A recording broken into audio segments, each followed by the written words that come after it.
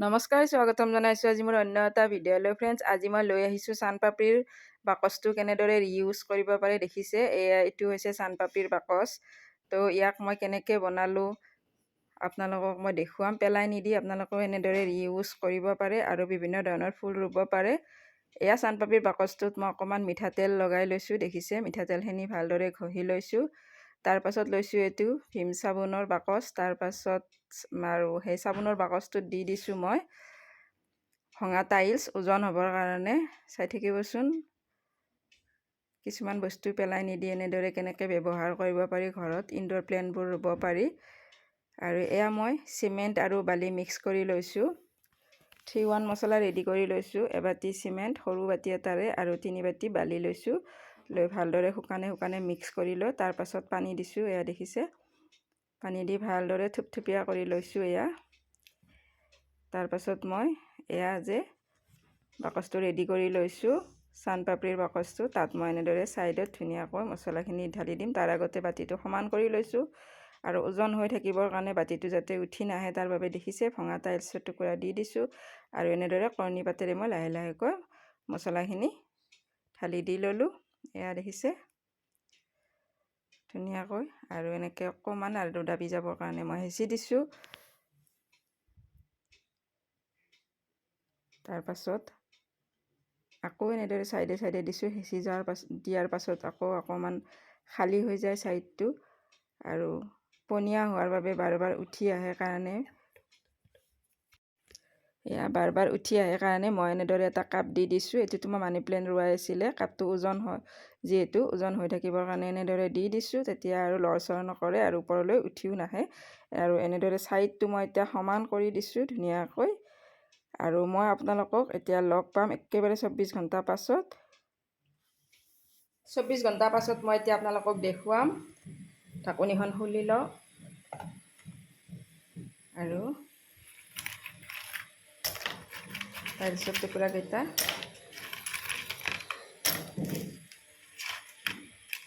উঠাই লৈছোঁ। টাইলছৰ টুকুৰাকেইটা নিয়াৰ পাছত এয়া মই গৰম পানী ঢালি দিছোঁ দেখিছে। একেবাৰে বাগৰি যোৱাকৈ গৰম পানী দিম যাতে আমাৰ টেমাটো উলিয়াই অনাত সুবিধা হয়। আৰু এনেকৈ চাইডে বাগৰি গৈ যাতে চাইডে পৰে। 24 ঘণ্টা পাছত তাতকৈ আৰু দেৰি হ'ব নিদিব, নহ'লে আৰু ওলাব নোৱাৰিব। আৰু এনেকৈ চাইডে শুকাই যাবয়ে 24 ঘণ্টা পাছত। ফাট মেলিব। এনেকৈ দি দিছোঁ। এনেকৈ মই গৰম পানীখিনি দি 5 মিনিট সময় থাকিব দিম। এয়া 5 মিনিট হৈ গ'ল। এতিয়া চাব পানীখিনি মই ছাইড কৰি লৈছোঁ। ভাপ ওলাই আছে। খুব গৰম পানী দিব লাগে, তেতিয়া উলিয়াই অনাত সুবিধা হয়। চাবোনৰ যিটো আমাৰ বাকচ এয়া দেখিছে কোমলি আহিছে। মানে যিহেতু প্লাষ্টিক হয়, গৰম পানী দিয়াৰ লগে লগে ই কোমল হৈ যায়। এয়া মই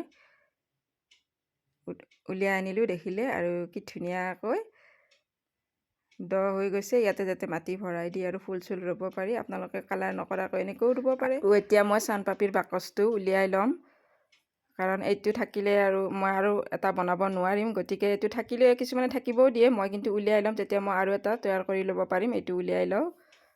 এইটো মই লাহে দেখিছে। এইটো কিন্তু মই গৰম পানী অকণমান পিছফালে ঢালি দিছিলোঁ উবুৰি কৰি, তেতিয়া উলিয়াত আৰু সহজ হয়। আপোনালোকেও এনেদৰে উবুৰি কৰি দি গৰম পানী ঢালি দিব, তেতিয়া বাকচটো ধুনীয়াকৈ ওলাই আহিব আৰু এটা বনাব পাৰিব অনায়াসে। যেতিয়া মন কৰে তেতিয়া সেইকেইটাই বনাব পাৰিব বাকচ। আৰু দেখিছে কি ধুনীয়াকৈ আকৃতিটো লৈছে, খুব ভাল লাগিছে দেখিবলৈ। এনেকৈও আপোনালোকে মাটি ভৰাই ৰুই দিব পাৰে, নহয় আৰু অকণমান কিবা ৰং কৰিবও পাৰে।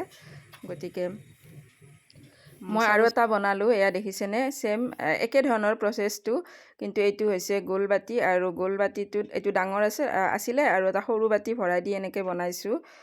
তো মোৰ গোল এটা বনাবলৈ মন আছিলে, এনেকৈ বনালোঁ, ভাল লাগে। আৰু মই এইটো অলপ বেলেগ ধৰণে বনাম। এইটো ভিডিঅ'তে এইটো এড নকৰোঁ। এয়া দুফালে দেখিছেনে মই কেঁচাতে বিন্ধা ৰাখিছোঁ, কাৰণ মই ধুনীয়াকৈ নাৰিকলৰ ৰছী গুণাত মেৰাই লৈ ধুনীয়াকৈ পাচিৰ নিচিনা ফুলৰ থোপা যি থাকে যে সেনেকৈ হেণ্ডেল বনাই দিম বুলি ভাবিছোঁ। আৰু মাজতো হোল ৰাখিছোঁ। হোলটো খুবেই জৰুৰী, হোল ৰাখিব লাগে। কাৰণ কিয় আমি পুলি ৰোৱাৰ পাছত গছৰ পুলি বা যিকোনো ফুল গছজোপা প্লেণ্ট ৰোৱাৰ পাছত যাতে পানী জমা হৈ যাতে গছজোপা মৰি নাযায় সেয়েহে হোলটো ৰাখিব লাগে। অকণমান মাৰ গৈছিলে তো মই অলপ খুচৰি দিছোঁ ভালদৰে, যিহেতু এতিয়া কেঁচাই আছে বস্তুটো। আৰু মই চানপাপিৰ বাকচটোতো ফুটা কৰা নাছিলোঁ, গতিকে এনেদৰে ফুটাটো কৰি দিলোঁ। এটা ধুনীয়া গজাল লৈছোঁ, ডাঙৰ গজালটোৰে মই এনেদৰে কেঁচাই থাকোঁতে কৰিব, নহ'লে শুকালে আকৌ ফাটি যাব। মনত ৰাখিব, কেঁচাই যিহেতু আছে এতিয়া 24 ঘণ্টা হৈছেহে মাত্ৰ, গতিকে মই এতিয়া কৰি ল'লোঁ। আৰু তাৰ পাছত 48 ঘণ্টা হোৱাৰ পাছত মই এনেদৰে ৰং দি লৈছোঁ, বগা ৰং মানে মই ৰং দিয়া নাই, পুটিন দিছোঁ। পুটিন দি উঠি শুকাব দিছোঁ। তাৰ পাছত মই দেখিছে স্পাইডাৰ প্লেন এডাল সৰুকৈ দিছোঁ, কাৰণ কিয় ডাঙৰ হৈ যায় স্পাইডাৰ প্লেন বহুত জোপোৱা হয়, তাৰ পৰা আকৌ সৰু সৰু ব্ৰাঞ্চ ওলাব, পুলি ওলাব, পোখা ওলাব, সেয়েহে মই এতিয়া সৰুকৈ দিছোঁ, সৰু গছ এডাল দিছোঁ, বেছি জোপোহা দিয়া নাই। পাছত আকৌ জোপোহা হৈ যাবই সি নিজে নিজে। আৰু মই এই ভিডিঅ'টো বেলেগত চাইছিলোঁ, কিন্তু তেওঁলোকে দিছিলে গোল সৰু বাতি এটা। এয়া দেখিছেনে পানী দিয়াৰ প্ৰচেছটো মোৰ কেনেকুৱা, চাওকচোন, বটল ফুটাই লৈ।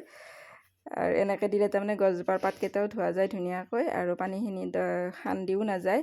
আৰু তেওঁলোকে কৰিছিলে কি, এটা গোল সৰু বাতি দিছিলে। বাতি দিলে কি হয়, ছাইডত ঠাই বহুত ৰৈ যায়, গতিকে মই ঠাইখিনি বাচিবৰ কাৰণে মই এনেদৰে দীঘলীয়া ভিমবাৰ চাবোনৰ মানে বাতিটো দিলোঁ। তেতিয়া কি হয়, আমাৰ জেগা বহুত থাকি যায়, গতিকে মই বেছিকৈ ফুল ৰুই মানি প্লেণ্ট এডালো ৰুই দিছোঁ তাতে, যাতে ডাঙৰ হ'লে যাতে ঠাই পায়, শিপা যাতে মাৰিবলৈ যাতে ঠাই পায়। গতিকে মোৰ আজি ভিডিঅ'টো আপোনালোকে কেনেকুৱা পালে জনাব, আৰু এই প্ৰচেছটো কেনেকুৱা হ'ল, কেনেকুৱা পালে জনাবলৈ একেবাৰে নাপাহৰিব, এটা লাইক কৰিব।